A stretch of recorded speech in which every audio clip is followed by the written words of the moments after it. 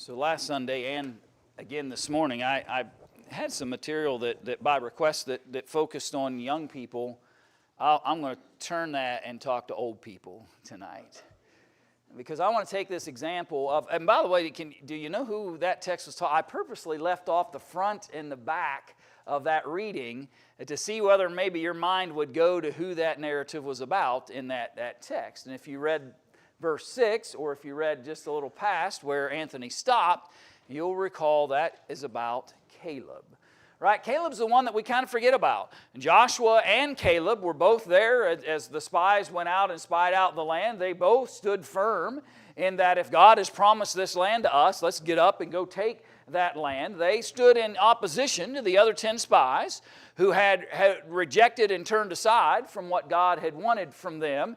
I've often found it at least somewhat favorable to the fact that we usually can remember Joshua and Caleb, but if I asked you right now to name the other 10, good luck, right? To think of those other 10 spies and their names would be a little bit difficult for us. In fact, I promise you, I can't do it. Maybe you're a little better at that kind of thing than I am. But even with Caleb, he kind of gets lost in the narrative, right? Because Joshua is the one that kind of takes over the leadership role as it relates to Moses. He's the one that gains the preeminence among the people at that point and becomes the focal point. And in some ways, Caleb's kind of forgotten character. But here in this moment, and Caleb kind of steps back to the forefront, at least briefly. And I want to learn a little bit from him and his example tonight. An 85-year-old, the text says, who just wants to keep serving the Lord, who just wants to continue to honor his God and do what God has asked of him and to continue to wholly follow after the Lord. And that's the way he describes himself here in this particular text that we just had read before us. It's the manner in which he wants to be viewed and seen. Now let's spend some time this evening and see if we can figure out why it is that he might be considered one who had wholly followed after the Lord. And let me start with the fact that if you go back, and I know we said Joshua 14, we will come back to that, but let me go back in the history a little bit with you and go back into Numbers chapter 14, right? Because that's kind of where we get to know him and the issues that he has to deal with, because he was one who was willing to follow after the Lord even when others were cowardice. I should 14, go to 13. That'll be a better place to go. Numbers chapter 13, beginning in verse 17, right? There's that list, by the way, in the early part of this text. If you want to memorize for future purposes, when some preacher decides to quiz you in the middle of a sermon about who the other 10 spies were, then you can start reading there in about verse 3 and on down, and you'll find those other men listed in that narrative. But we're going to pick up our reading in verse 17. Then Moses sent them to spy out the land of Canaan and said to them, "Go up this way into the south and go up to the mountains and see what the land is like, whether the people who dwell in it are strong or weak, few or many, whether the land they dwell in is good or bad, whether the cities they inhabit are like camps or strongholds, whether the land is rich or poor, and whether there are forests there or not. Be of good courage." It's interesting, right?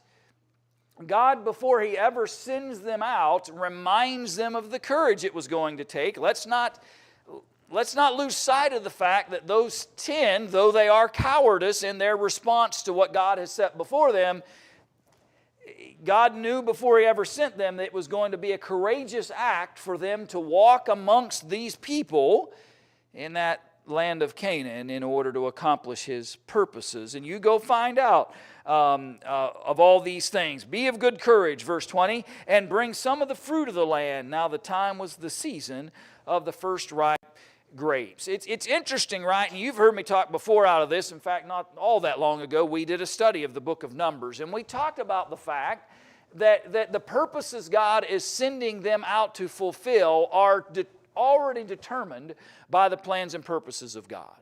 There was no reason for cowardice here, even though it certainly would be alarming and concerning to go in and see a land that is inhabited by people that are described as giants. It would certainly be a challenge to try to overcome the topography and geography of the land in order to be able to go from point A to point B and see all of it. And the mountainous areas would certainly be challenging as well. But God had a determined purpose and had already promised them the land. Their responsibility was to go in and see it. Come back and tell people, over here are the strongholds. These cities we're going to have to think about when we go to take those on. We're going to have to be prepared because they've got walls or they have certain fortifications that are there. This area over here is pretty much inhabited by folks who dwell in tents or camps. And so that's not going to be quite as challenging. Maybe we don't need to send as large a force to go over into that region. Here are the mountainous areas. We're going to have to be smart about how we address those because there's only going to be certain passageways that are going to allow us to come and go, right? That's the mission, is to go see it and come back and tell us what it is you saw. And then while you're there, if you have just a little extra ounce of courage, go into one of those vineyards that, by the way, they're going to be shocked when they walk in and see a cluster of grapes that's going to take a couple of guys to carry back for the people to witness. But have courage to go and bring something tangible so that the people who've heard the promises of God will actually be able to see with their own eyes the kind of place that God is leading them to. But you and I know the story, right? We know that they come back from that place and they don't honor the purposes that God had sent, even though the instructions were clear, even though the purpose and intent and the things that they were supposed to be accomplishing there should have been simply fulfilled. They refused to do that. And the report comes back, and we can pick it up in verse 27. So when they told him and said, "We went to the land where you sent us, and it truly flows with milk and honey, and this is its fruit." Can we pause for a second? I want you to think about something. I don't even know whether we talked about this in our study of the book of Numbers. It's just something I thought of. And have you ever wondered why, if they had this determination of mind that this was an impossible task, we can't do this, have you ever wondered why they bothered to bring the fruit back? Why, right? It's interesting. Why have the courage, verse 20. If you've got the courage to do it, go walk into one of their vineyards and bring some of that fruit so that the people can see. And I often wonder in my mind, surely they've already kind of convinced themselves that this is an impossible. We're not going to be able to do, right? We're not going to be. And I don't know. What I'm trying to get us to see is, it's amazing how close they came. And then the cowardice and the lack of courage. They had enough courage to go get the fruit and bring it back. But at what point then did their thought processes, when they gathered back together, when they began to converse, when they put the whole story, I don't know, but I've always, I shouldn't say always, but in the process of this study, it was kind of fascinating to me to think about. They had enough courage to go, but when it came down to actually doing something, they couldn't muster the courage. Here's everything. It's exactly what God described. Here's an example of what we found. Verse 28, "Nevertheless, the people who dwell in the land are strong." Maybe when the conversation was about what was there in the promised land, they were okay. But when it came to talking about how they were going to overcome the people that dwelled in the land, that was a different conversation, right? That's a different conversation. Nevertheless, it looks great, flows with milk and honey, look at the fruit. But the people there are strong. The cities are fortified and very large. Moreover, we saw the descendants of Anak there. I pause there because I want you to remember that name. It comes back up in our reading out of Joshua 14. Just keep that in your mind. We saw the descendants of Anak there, and the Amalekites dwelt in the land of the south, and the Hittites and the Jebusites and the Amorites dwell in the mountains, and the Canaanites dwell by the sea and along the banks of the Jordan. We can't do anything about these people. The descendants of Anak live there. The Amalekites are there. The Jebusites, the Canaanites. They're just, we can't. We just can't. And in verse 30. And interestingly, by the way, at least in the Numbers 13 record, notice who it is that steps to the forefront first, at least in the narrative. Then Caleb. It's Caleb. Joshua becomes the one who becomes that next leader. He's kind of the one who learns from Moses and eventually guides the people. But it's Caleb. When this idea of these 10 spies who keep being all negative about what God can do and can't do, it's Caleb that basically says, shh, right? Quiets the crowd before Moses and said, let us go up at once and take possession, for we are well able to overcome it. When we speak about Caleb at 85 years old, looking back 45 years earlier, he can remember a time where he had to stand up in the face of 10 cowards who trusted in themselves so much that they knew they would fail, rather than wholly following God, which would have given them success. But even in the face of those who simply did not have the fortitude of heart or mind or soul or faith to say, I'll serve the Lord, Caleb did. And it wasn't a quiet, silent type approach. He verbally, vocally, outspokenly, publicly declared, enough of this conversation about what we can't do. It's time for us to get up and go at once and go take what God has promised us. That's what I believe it means to wholly follow the Lord. To ignore all the naysayers and to ignore all the distractions that might be around us. Caleb begins at an early age to set a track record, if you will, a purpose of heart and mind that says, I will follow God wherever He's leading me. And at that point in time, He was leading him into the promised land, and he was ready to go. But the others were challenging.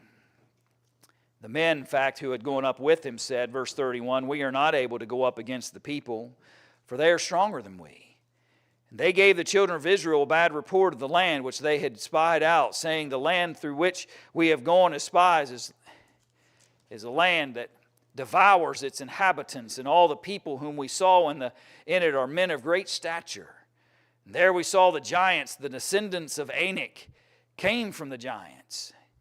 And we were like grasshoppers in our own sight, and we were in their sight. In this act of faithlessness, in this act of being more concerned about men rather than God, Caleb steps up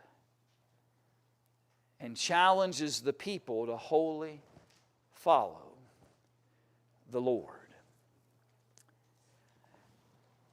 But as you and I know, if you keep reading, that's not what happens, right? He steps up into the fray, and he's willing to boldly declare they need to follow the Lord. And yet they chose to give up and quit instead. The whole congregation, so all the congregation, verse 1 of chapter 14, lifted up their voices and cried, and the people wept that night.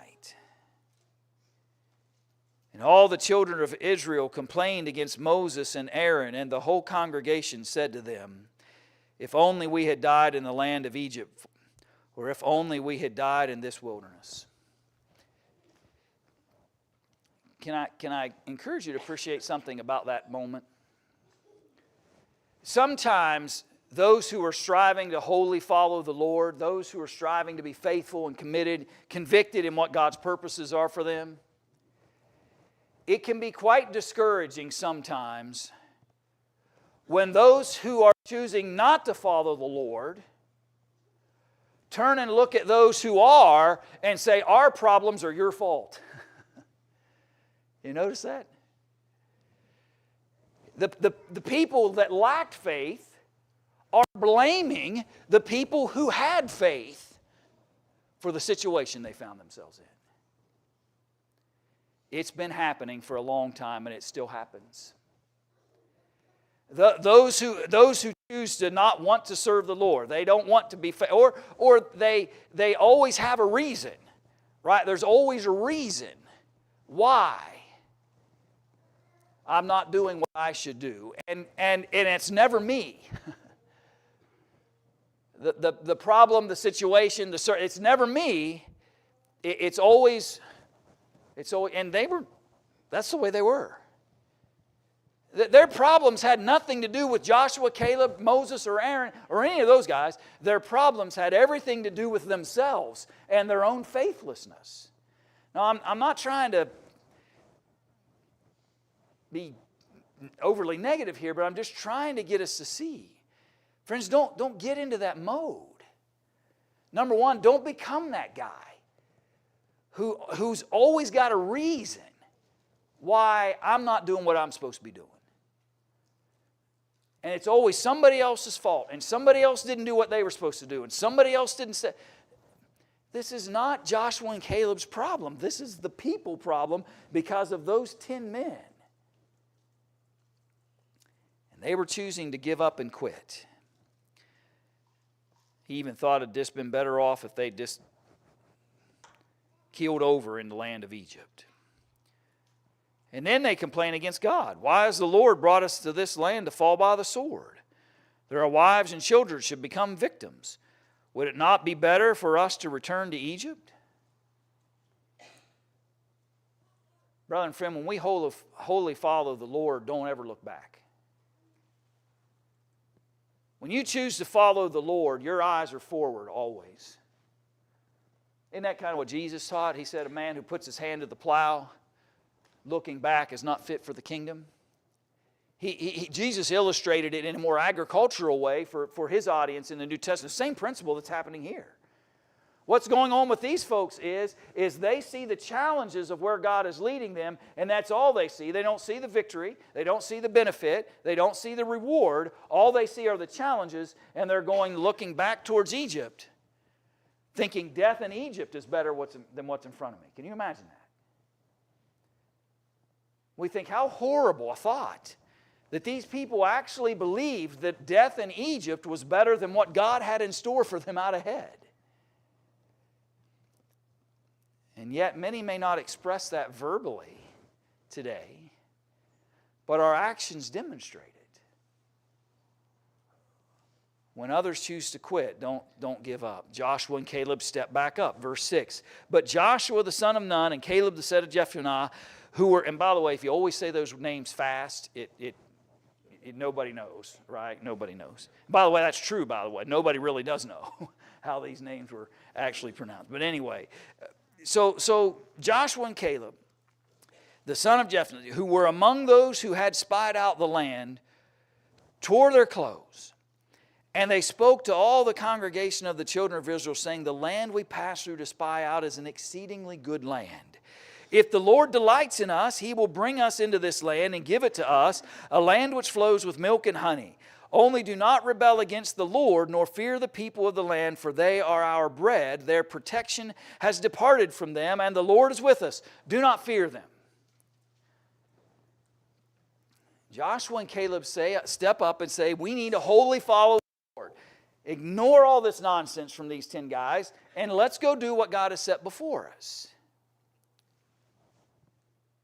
And that's the challenge. God even reacts in the circumstance. Verse 11, then the Lord said to Moses, how long will these people reject me? And how long will they not believe me with all the signs which I have performed among them? You've all heard me say, which of the plagues would it have taken for you to go, yeah, that's a real God? Right? I don't understand why it took so many. And each of them having to be elevated one step at a time for Pharaoh and for them to get it. And yet God's own people didn't learn anything from it either. At least not at this stage. They're not remembering. With everything that all the signs which I've performed, and even the things that He did after they left Egypt, I will strike them with the pestilence and and disinherit them, and I will make of you a nation greater and mightier than they. It's an interesting piece, right? God says to Moses, listen, this didn't work. So let me just get rid of them. I'll destroy them with a pestilence, and we'll just start over. We'll start over. Moses pleads with him about that, and you recall God gains the mercy and sympathies of God, and will basically remove one generation from the mix, and then we'll start over with the same people.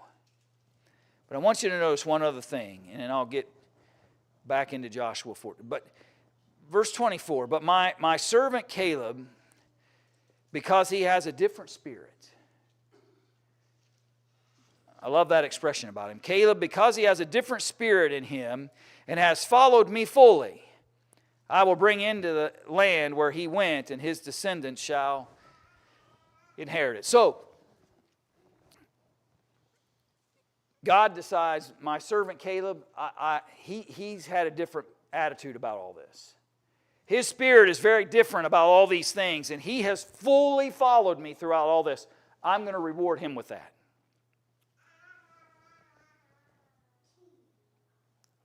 But Caleb's 40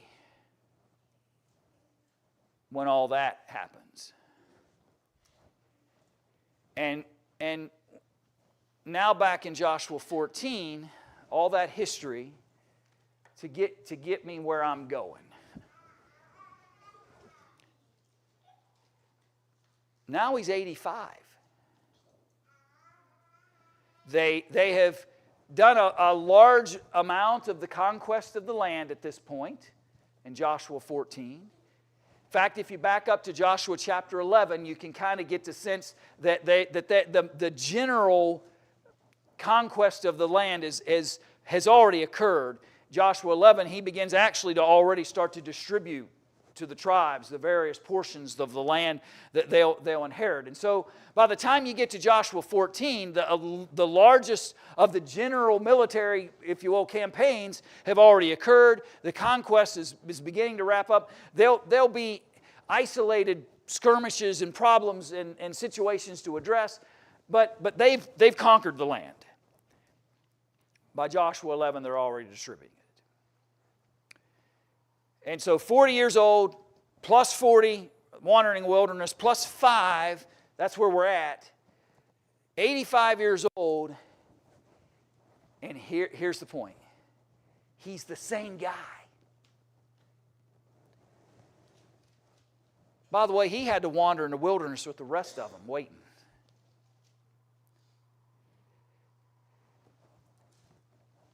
Older people, can I ask you tonight, have you ever felt like you're just wandering in the wilderness waiting for the inheritance to come? And does it ever get discouraging? Right? I'm ready, right? I'm ready for the promised land. I'm ready for the promised land. Caleb was ready for the promised land at 40 years old. Get up, stop this nonsense, let's go take what God has promised us. And 45 years later, he has the same fervor and the same energy and the same desire for that same promised land. 40 years of wandering did not make him jaded. It did not give him a spirit or heart of disappointment or distraction, or he's the same holy, following God guy at 85 years old. That's what I love about him. He hasn't let a rough 45 years, 40 of just wandering around, right? That's why I call it the wandering in the woods. They're just wandering from place to place, encampment from encampment. 5 years of war, and now his inheritance is at his feet. Go back to Joshua 14. Let's look at it again through those eyes. Not just as a piece of history, but now that we've reminded ourselves of who He is, what He did, how He did, right? Now rethink Joshua 14 with me. Nevertheless, verse 8, nevertheless my brethren who went up with me made the heart of the people melt. But I wholly followed the Lord my God. So Moses swore on that day, saying, surely the land where your foot has trodden, where he went and spied, right? That's when he was there. That's when he was in that promised land, was when he spied it out. Where your feet have trodden, Moses says, you're going to go back someday. And when you do, you're going to get it. It's going to be yours. It's going to be your inheritance. And your children's forever. Because you have wholly followed the Lord my God. And now, behold, the Lord has kept me alive. As He said, these 45 years, ever since the Lord spoke this word to Moses, while Israel wandered in the wilderness. And now here I am this day, 85 years old. He's kept the faith. He stayed steadfast. He stayed focused on following God. He's continued to remember God's purposes and promises. He has not wavered. Though many would say he'd have every reason to just be distracted by the process, be overwhelmed by the patience that it took to get to this point. All the reasons he may have had to step away at 85, he's still committed to that mountain in front of him. That Moses had said, your feet will once again trod someday, and it will be yours and your children's forever. It's going to be your inheritance. So confident in the strength that God will supply him, he musters on.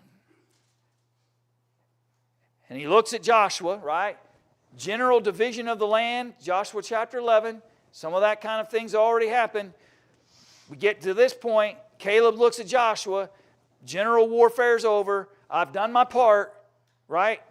I've done my part in relationship to the conquest of the land.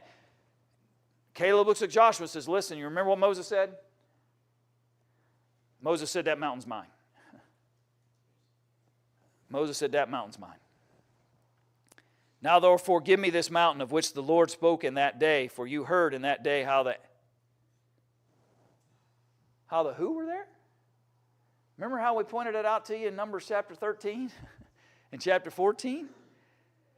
Now therefore give me this mountain of which the Lord spoke in that day, for you heard that in that day how the Anakim were there, and that the cities were great and fortified. It may be that the Lord will be with me, and I shall be able to drive them out, as the Lord said. You talk about a tough guy. He picked a place to wait 45 years to receive that he'd have to fight the worst of the worst in order to take it. That one grouping of people that gets specifically mentioned after they had spied out the land, the descendants of Anak lived there. Caleb, don't you think you want some region maybe where they were tent dwellers? Wouldn't that have been simpler? You really want to take Kirjath Arba? That mountain? That's not going to be easy. You're 85 years old. Right?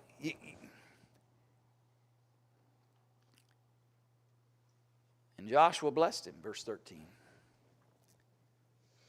And gave it to him.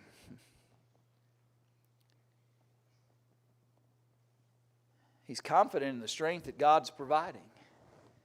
He's confident that God will fulfill what He promised. And whether he speaks spiritually or physically or both, he says, I'm as strong as I was 45 years ago. And I've often thought maybe it is physical. It could be that. God could have sustained that for him for that period of time. But I think it's also his fervor for that place that he remembered seeing when he spied out the land. And in his mind thought, that's where my feet will trod someday. That's where the Lord will plant my feet and my descendants someday. That's his promised land. And he patiently waited and had the same faith, conviction, power of strength, and mind at 85 to say, I'm going to go take it. But what I love about it too is it comes at the end of his labor. Joshua blessed him and gave it to him. Verse 14 says, Hebron therefore became the inheritance of Caleb the son of Jephunneh the Kenizzite to this day, because he wholly, there's that phrase again, it's over and over again, for he wholly followed the Lord. And the name of Hebron formerly was Kirjath Arba. Arba was the greatest man among the Anakim. And then the land had rest for more. The place had been named after the strong man of that place for a long time, until Caleb arrived. And God fulfilled his promise. Caleb's rest and inheritance came when the work was done. Go spy out the land at age 40. Wait while you wander in the wilderness with the rest of them. Go fight among your brethren to conquest the land itself. And then once that has been fulfilled and the general battles have been over, that mountain you've been waiting for, now go talk to Joshua about its time. The end is here. It's time for me to inherit that which God had promised me. Let me briefly take you to a New Testament text that I believe Caleb perfectly parallels. And it's Paul in 1 Timothy chapter 4. In 1 Timothy chapter 4,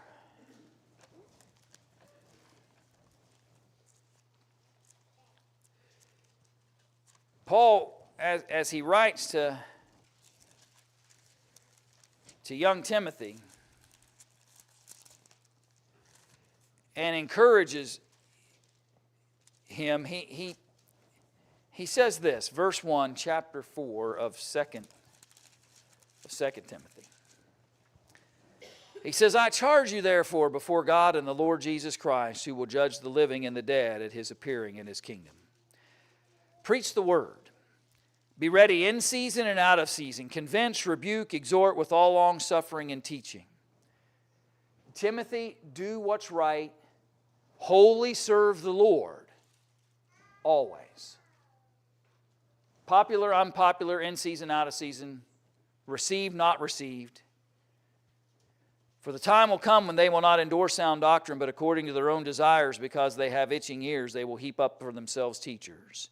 They will turn their ears away from the truth, and they turn aside to fables. But you be watchful in all things, endure afflictions, do the work of an evangelist, fulfill your ministry. For I am already being poured out as a drink offering, and the time of my departure is at hand.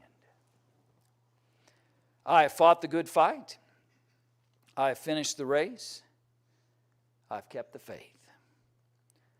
Finally, there is laid up for me the crown of righteousness, which the Lord, the righteous judge, will give to me on that day, and not to me only, but also to all who have loved his appearing. Caleb had to wait and then do the work, but he ultimately received the inheritance. Paul tells young Timothy, stay steadfast when others will not. Stay purposeful in the word when others reject it. Stay faithful to what God has done. Why? Because someday I want you to experience the same thing I am experiencing at the end of my life, Paul says, where I can look forward to the reward of inheritance.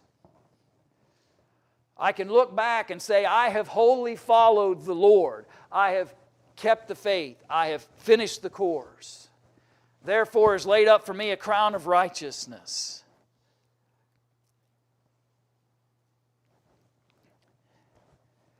I can only imagine how Caleb must have felt when he returns back to that mountain and he puts his feet back on that piece of ground that his feet once trod. And how he must have felt after 45 years.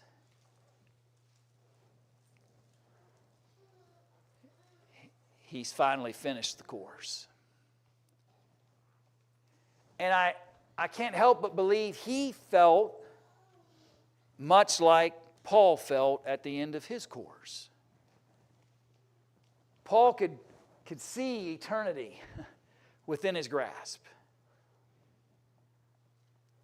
And he was ready. And brethren, friend, I don't know how many years God will bless you or I with.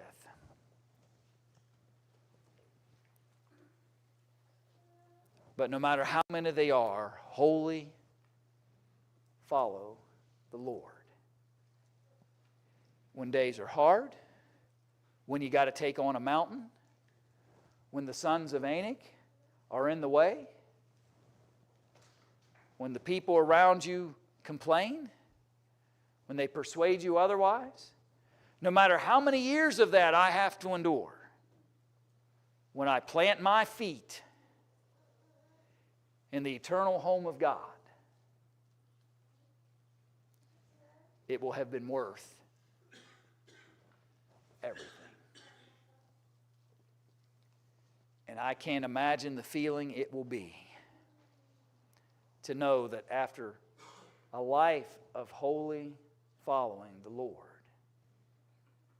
to know the eternal rest of God that I'd been working towards all that time.